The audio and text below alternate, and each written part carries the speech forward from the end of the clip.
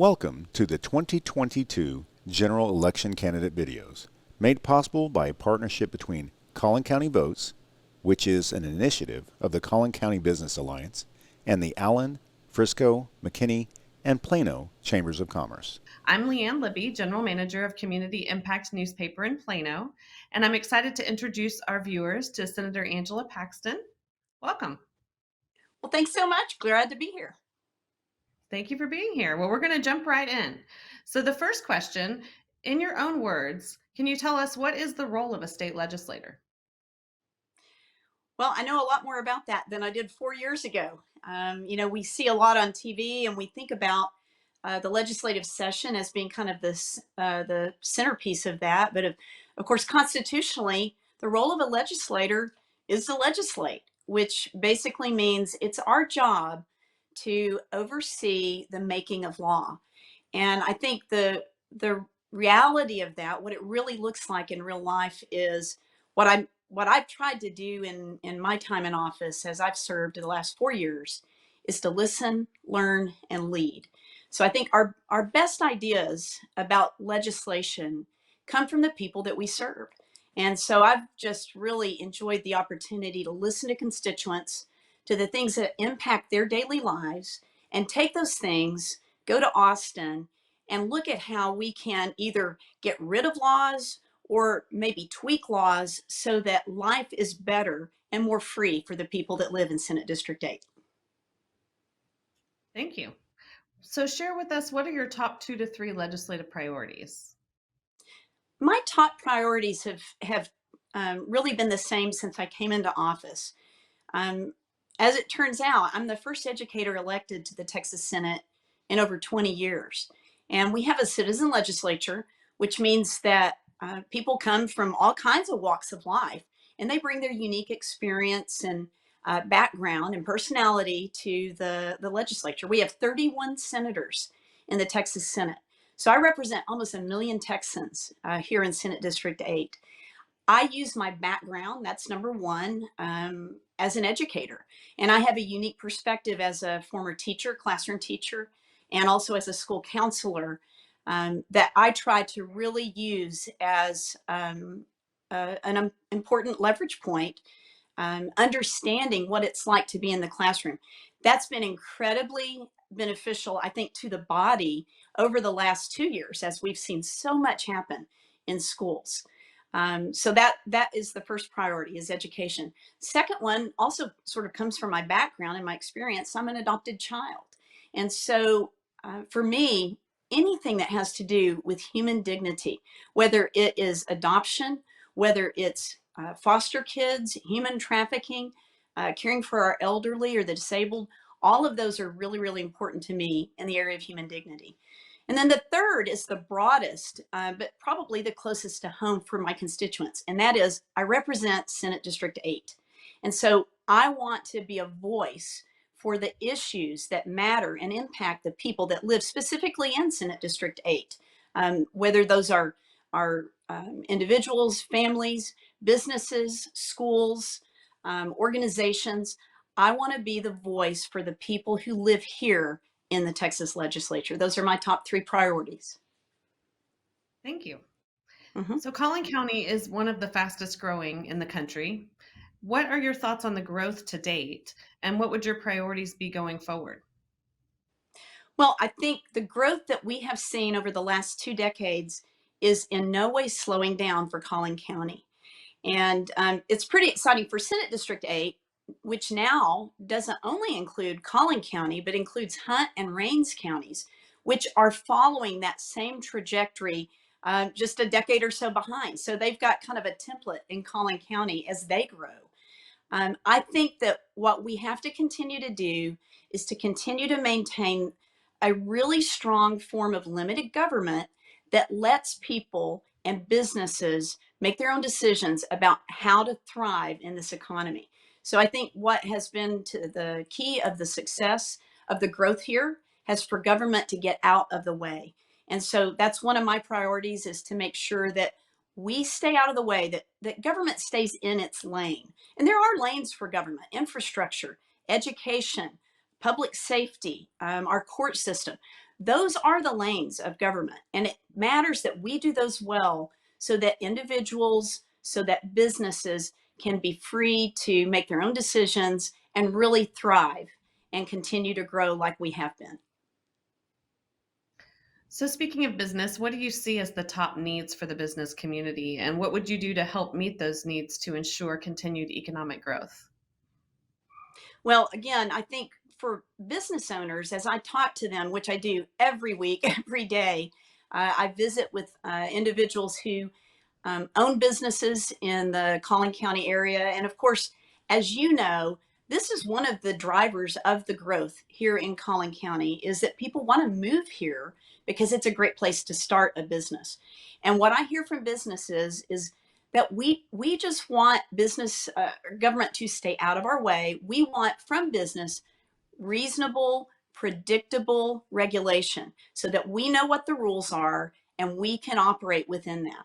So that's my goal, is to continue to be a voice for reasonable, regulated, sorry, for reasonable and predictable regulation for our businesses. We can all operate as long as we know what the ground rules are. What is very difficult for businesses, especially in an environment that we're in right now, with so much change. We've got supply chain issues. We've got an employees market. We're in a situation where the employer-employee relationship is less predictable than it has been in the past. So what we don't want to do is introduce more unpredictability with government. So if we can kind of keep things very simple and very predictable on the regulatory framework, then that sets businesses free to make the decisions that they need for themselves and their employees and their families. Great. So, another big issue is transportation. So, what would you say is the biggest transportation issue facing Collin County, and how would you address it? You know, it's interesting. It's changed over the years. It wasn't that long ago that everyone was very, divided over tollways and that sort of thing. But what we have seen over the last 4 years, especially, is I think the growth of Collin County has, to a large extent, been facilitated by the fact that we do have great roadways up here. And I think that one of the things that has an innovation that's kind of happened is the managed lanes. That's helped a lot, where people have a choice, whether they're in a paid toll lane or they're in a free lane. They can make their own decisions there. But I think that we have to continue to stay on top of the traffic patterns here. A related issue, I think, that's transportation related, though, is I think that we really have to make some progress in processing driver license um, um, applications, as we have so many new people coming into the state. That is something that has not kept up with growth. And I think we've got to be willing as a state to look at new technologies. Driver's licenses anymore are less about a license than they are an ID in many ways. And I think we need to kind of recognize that.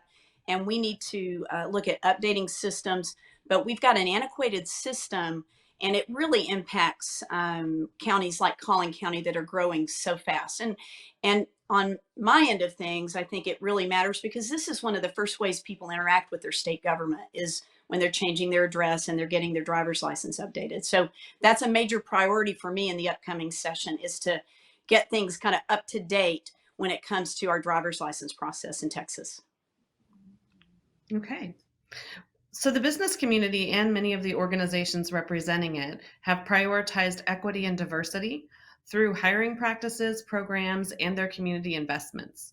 Because Collin County is such a diverse area in every sense of the word, what can you talk to us about what equity and diversity means to you?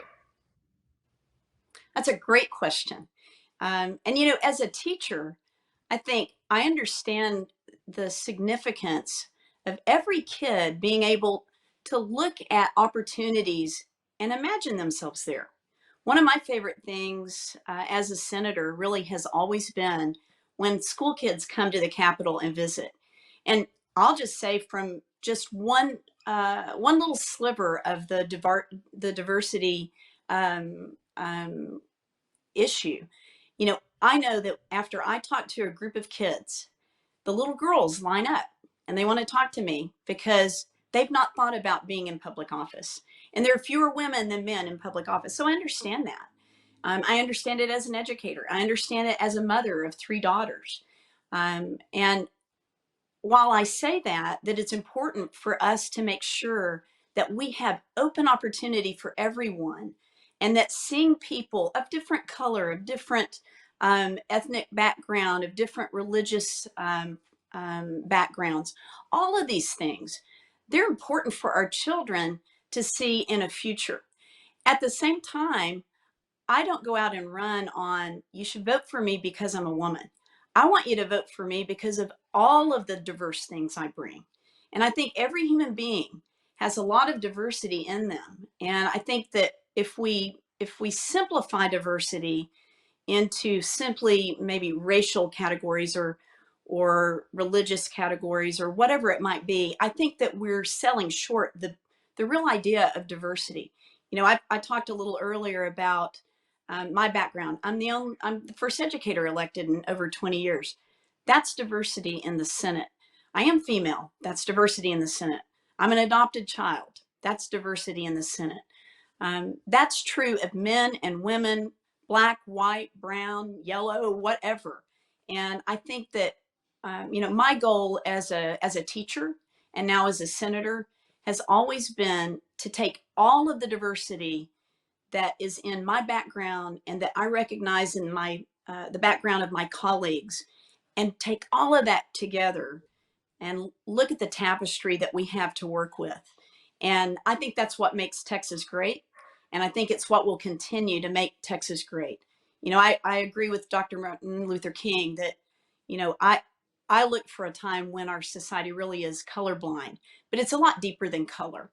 I think what we really want is a society where every individual is not kept back because of any particular attribute, but they can be who they are and bring all that they are to make Texas a better place. Thank you. So we're out of time, but we have time for one last question. So if you were talking to someone from outside of Collin County and you wanted to, speak to them about considering moving here or moving their business here, what would be your 30-second elevator pitch?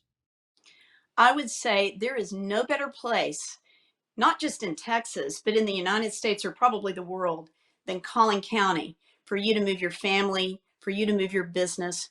This is a place where you'll be accepted, where your gifts will be recognized, where you won't be held back because of anything other than what you're not willing to bring to the table. It's a great place to educate your kids. It's a great place for your employees to educate your kids. It's a place that has great transportation. It's got great sports opportunities.